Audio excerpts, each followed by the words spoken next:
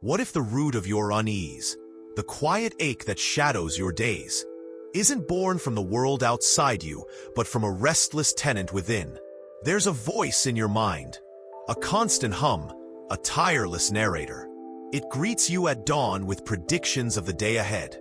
Before the sun has even warmed your skin, it drags yesterday's missteps into the present, like a merchant peddling worn-out wares, and casts anxious glances toward tomorrow, weaving tales of what might go wrong. It judges your every step, a relentless critic perched on your shoulder.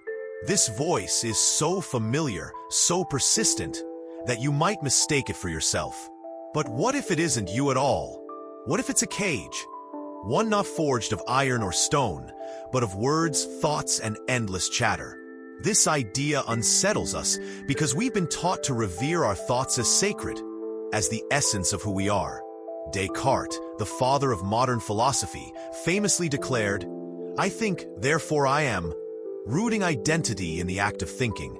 Countless voices, philosophers, poets, self-help gurus, echo this, urging us to master our minds, to change our thoughts, to change our lives. But what if the problem lies deeper? What if it's not the content of your thoughts that binds you, but the fact that you're caught in a ceaseless dialogue with yourself? Imagine a lake, its surface so still it reflects the vast sky above. Every star, every hue of blue. Now toss a pebble into it. The ripples spread, fracturing the reflection until the sky is lost in distortion. That pebble is your inner voice, restless, disruptive, scattering the stillness that could reveal a truer you. This isn't a new insight. Thousands of years ago, the Buddha sat beneath the Bodhi tree, watching his thoughts drift like leaves on a stream, refusing to cling to them. He saw that suffering, dukkha, arises not from life itself, but from our attachment to the mind's endless stories. In the West, Plato painted a similar picture with his allegory of the cave. Prisoners chained, mistaking shadows on the wall for reality, never turning to see the light behind them. Your inner voice is like those shadows, flickering, insistent, but not the truth. It builds bars from judgments, fears, and comparisons, whispering, "You're not enough," or "You must prove yourself." And because it speaks so loudly, so often, you believe it's the architect of your soul. But pause and ask, if this voice is you, then who is it that hears it? That question is a crack in the cage, a sliver of light piercing the dark. Between the voice's words, in the brief silences, you might glimpse something else. A quiet presence, steady and unshaken. It doesn't argue or narrate. It simply watches. In Hindu philosophy, this is the Atman, the eternal self beyond the turbulence of the material world. The Upanishads describe it as the seer behind the seen, the knower beyond the known. In Christian mysticism, it's the still small voice Elijah heard after the storm. Not a sound, but a presence beneath the noise. Taoism calls it the Tao, the effortless flow of life that needs no commentary. This presence isn't a distant ideal.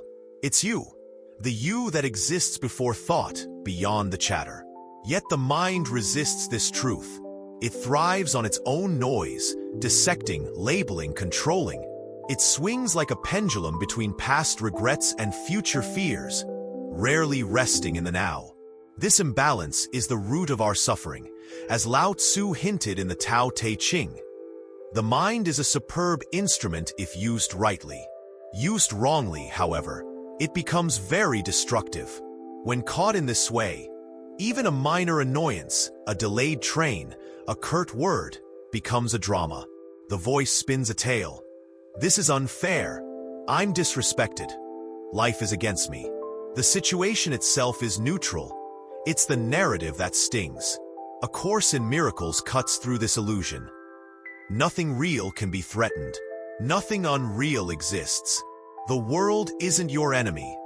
Your thoughts about it are. Now imagine stepping out of that narrative.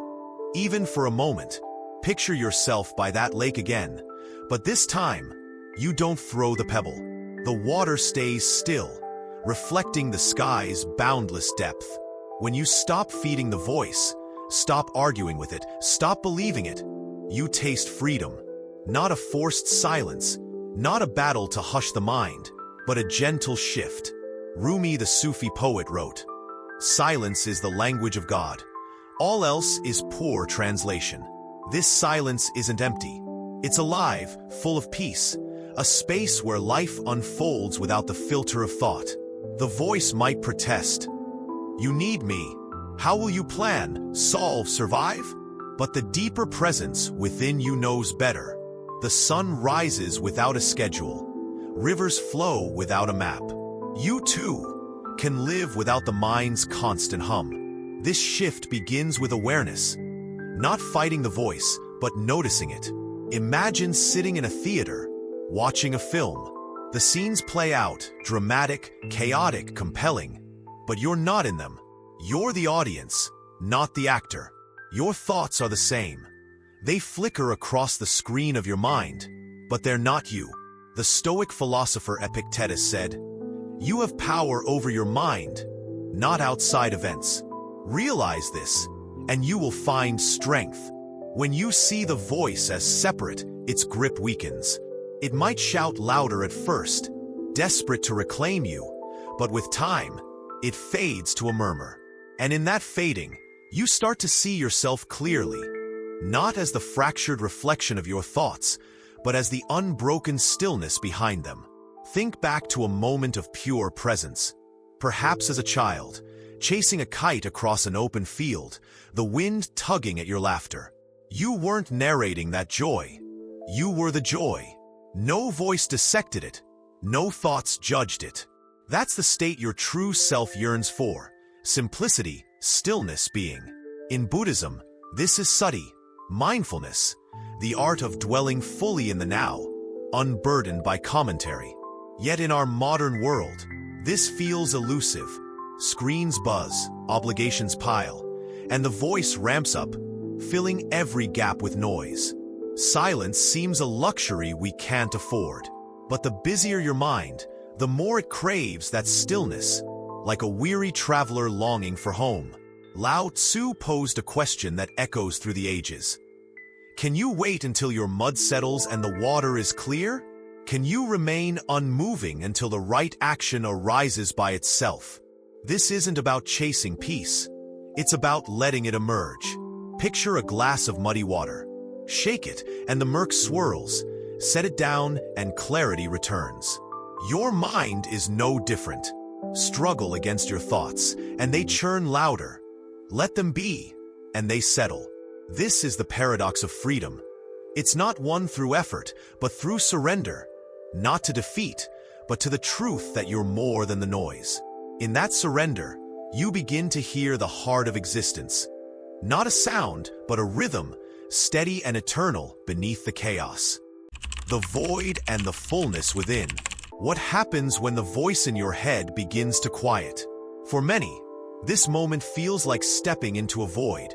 A vast, uncharted space where the familiar clamor falls away. At first, this void might seem daunting, if you're not the restless narrator weaving stories of triumph and tragedy. Who are you? What remains when the chatter fades? The mind, so accustomed to its own noise, recoils at the thought of emptiness. But what if this void isn't a barren wasteland? What if it's a fertile ground, brimming with everything you've sought? Peace, clarity, life itself. In the Taoist tradition, this void is not nothingness, but the source of all possibility. The Tao Te Ching tells us, we mold clay into a pot, but it is the emptiness inside that makes it useful. The pot's value lies not in its walls, but in the space they hold. So it is with you. The voice in your head builds walls of thought, plans, worries, regrets, but it's the stillness within that allows life to flow. Imagine a forest so dense that sunlight barely touches the earth. The trees are your thoughts, crowding out the light of awareness. Now picture those trees thinning, the canopy parting. Sunlight pours in, illuminating the ground beneath your feet. That's the void, not an absence, but a presence, a clearing where you can finally see. This idea echoes across philosophies. In Zen Buddhism, the concept of mu, often translated as nothingness, is not a lack but a boundless openness, free of the mind's clutter. The Christian mystic Meister Eckhart spoke of the soul's desert, a silent expanse where God dwells beyond words or images. Even in modern existentialism, thinkers like Sartre grappled with the void, seeing it as the raw freedom of existence. Terrifying yet liberating.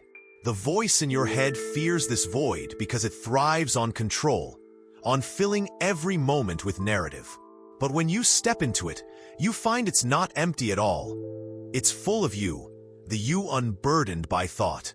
Yet the journey into this stillness stirs a paradox. Freedom and fear arise together. The voice, your lifelong companion, doesn't surrender easily. It's like an old tenant, overstaying its welcome, rummaging through your mind's cupboards, spilling doubts and demands. You can't live without me, it insists. Who will protect you from failure? Who will warn you of danger? It feeds on fear, spinning tales of what might go wrong. Tomorrow's uncertainties, yesterday's wounds.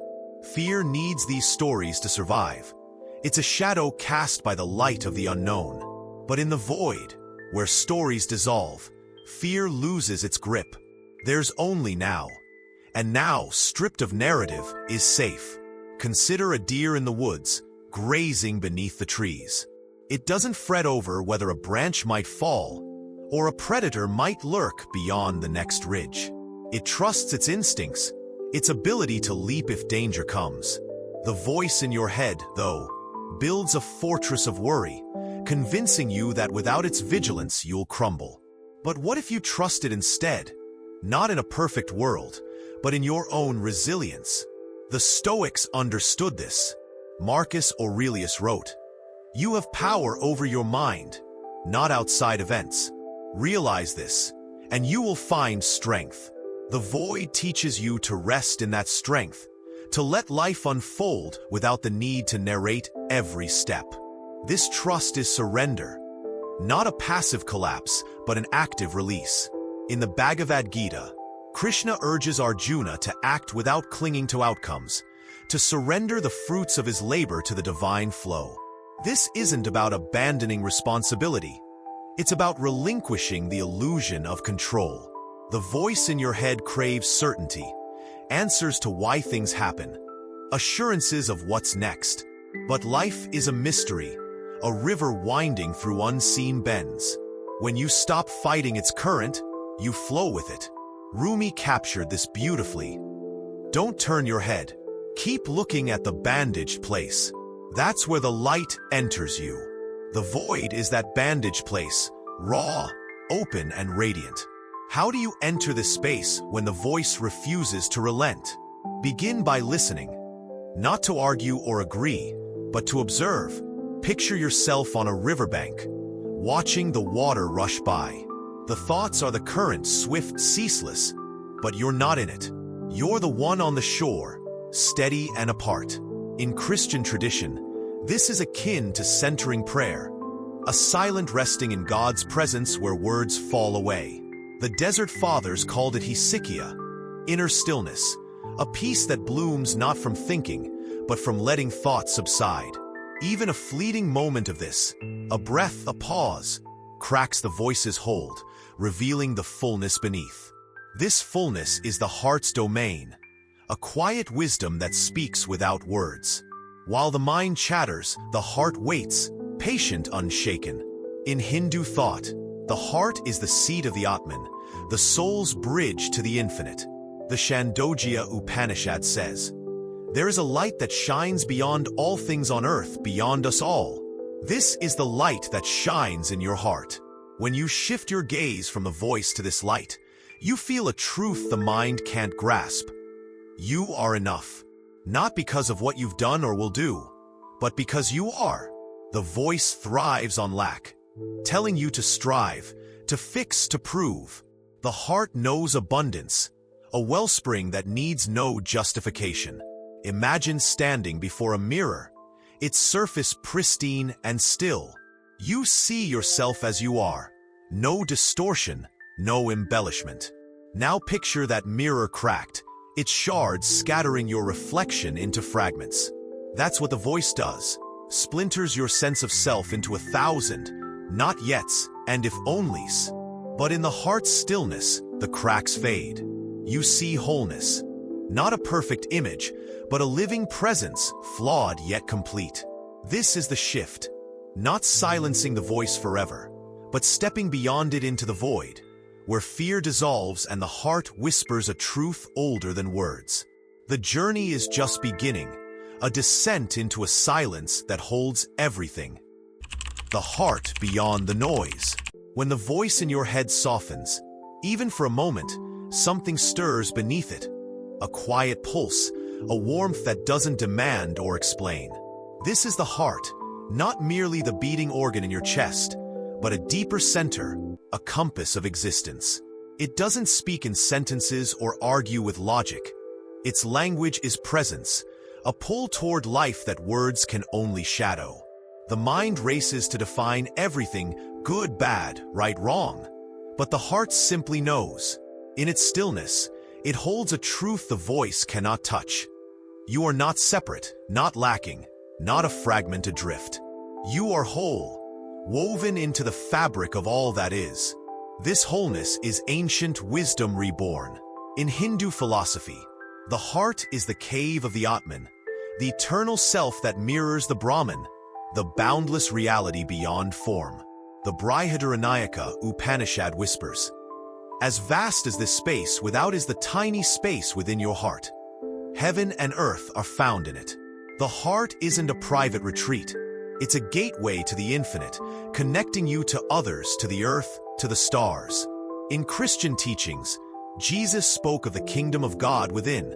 Not a distant prize, but a living presence accessible now. Even in secular thought, psychologists like Carl Rogers glimpse this, describing an organismic wisdom, an innate knowing that guides us when the mind's noise steps aside. Yet the voice in your head builds walls around this truth. Have you ever stood in a crowded room, surrounded by laughter and faces, yet felt utterly alone? It's not the people who isolate you. It's the voice. It spins a web of separation. They don't understand you. You don't belong. Something's missing. It convinces you your worth hinges on approval, achievement, or being seen a certain way. Trapped in its stories, you drift from the present, from the heartbeat of connection that could ground you. Sartre called this mauvaise foi, bad faith, a self-deception where we flee our freedom by clinging to false narratives. The voice is that deceiver, keeping you a stranger to yourself and the world. What lies beyond this noise? A return to the heart, a remembering of what's already there. Think of a time you felt truly alive, holding a loved one's hand, watching a sunset, or losing yourself in a song. In those moments, the voice faded and the heart took over. You weren't analyzing or comparing. You were simply there, part of something larger. This is what the Sufi mystic Rumi meant when he wrote, "Out beyond ideas of wrongdoing and right-doing, there is a field. I'll meet you there." That field is the heart's domain, a space of unity where the mind's divisions dissolve, and you touch the sacred thread binding all life. Returning to this space doesn't require force. Fighting the voice only feeds it, like pouring fuel on a fire you hope to douse. Instead, shift your gaze gently, as you might lift your eyes from a flickering candle to the night sky beyond. One way is through gratitude, not the rote list-making of "I should be thankful," but a felt wonder at what's here. Feel the air filling your lungs, the ground beneath your feet, the fleeting dance of a leaf in the wind. Gratitude isn't thought. It's a sensation, a quiet hum that pulls you into now. The Stoic Seneca said, "What need is there to weep over parts of life? The whole of it calls for tears." Yet in the heart, even life's sorrows shimmer with meaning when seen without the voice's filter. Another path is compassion, beginning with yourself. When the voice lashes out, "You failed," "You're weak," don't argue back. Imagine it's a weary child, scared and loud. Would you scold that child or cradle it with care? Offer yourself that same kindness. It's okay. You're here. You're enough. This softens the voice's edge, loosening its hold. In Buddhism, this is karuna, compassion, a recognition of shared humanity, flaws and all. As you ease your own burden, you see others more clearly. The stranger on the street, the friend who faltered. They're not threats or rivals, but mirrors of your own heart, aching and alive. This compassion ripples outward, dissolving the illusion of separation. In the Zulu greeting Sabobona, I see you. There's a pledge to witness another fully beyond the voice's judgments. When you live from the heart, this seeing becomes natural. You don't give love conditionally, hoarding it for the deserving. You radiate it because it's who you are.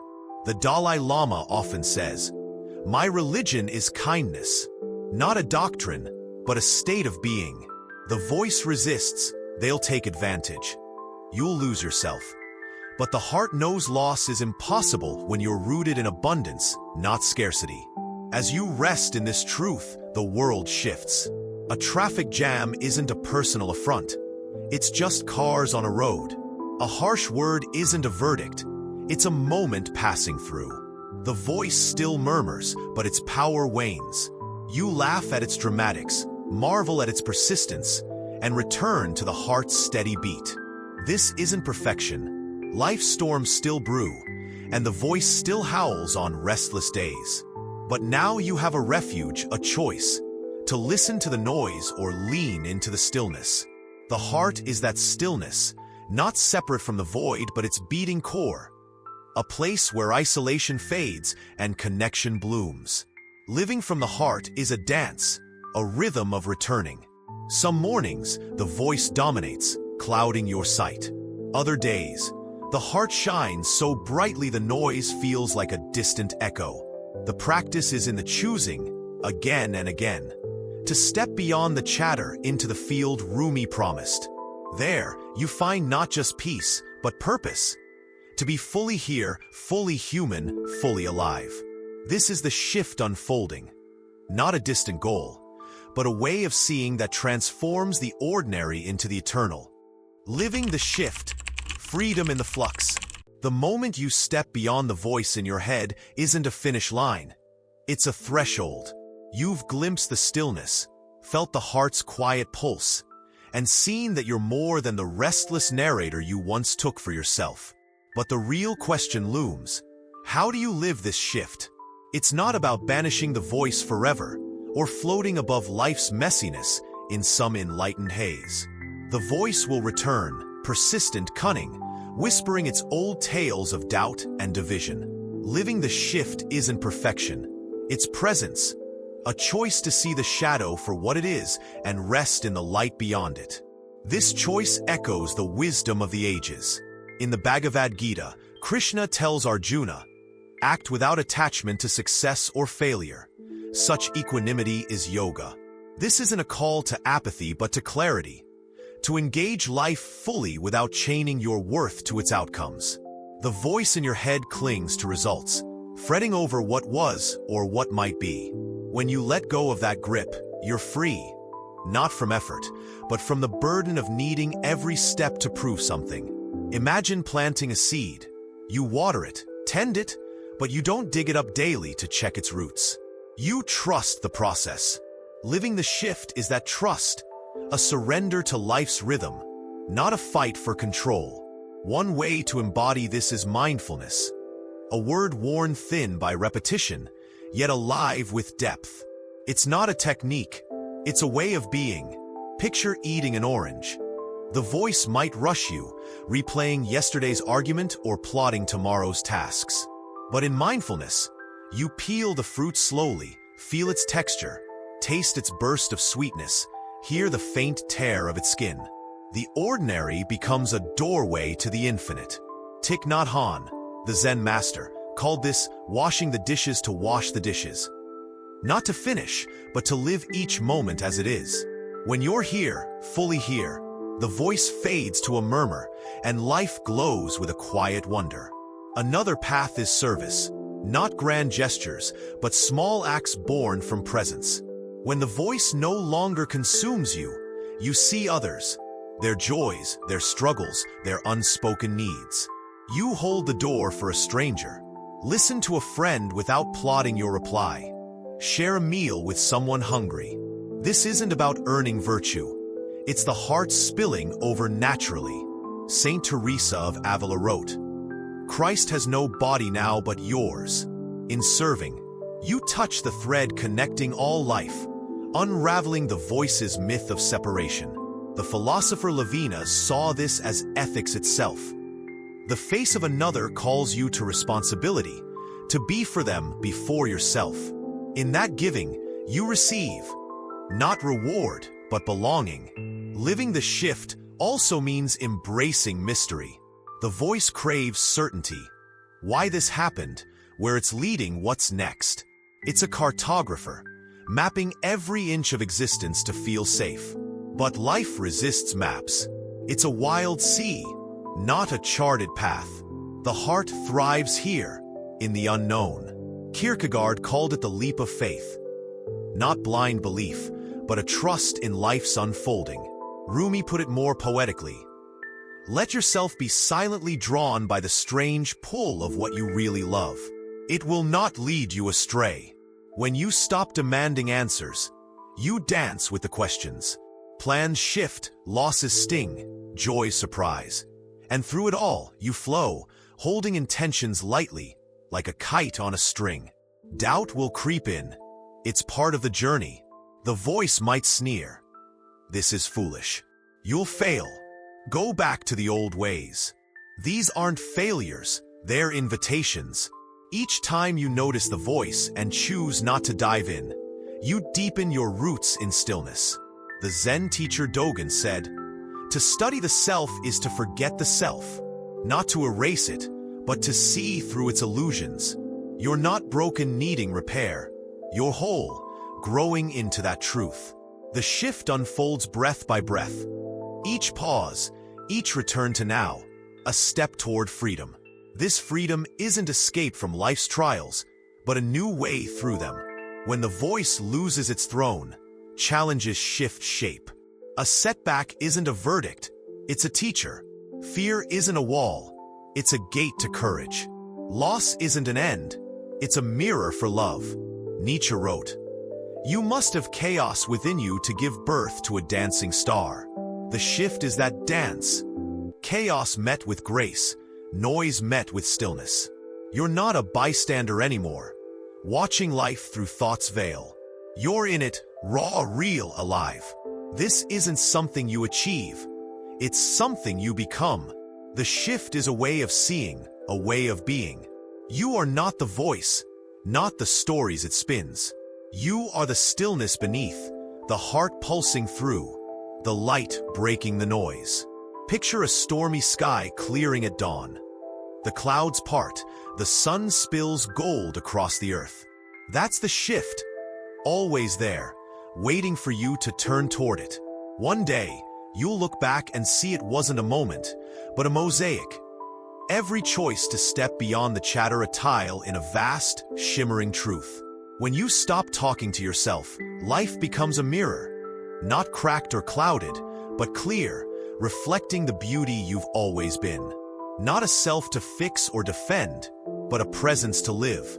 The voice may linger, a faint echo, but it's no longer your master. You are the stillness, the heart, the mystery unfolding. And in that unfolding, you find not just peace, but a wild, quiet joy. A freedom that doesn't flee the world, but embraces it fully, as it is, as you are. Thank you for lingering here.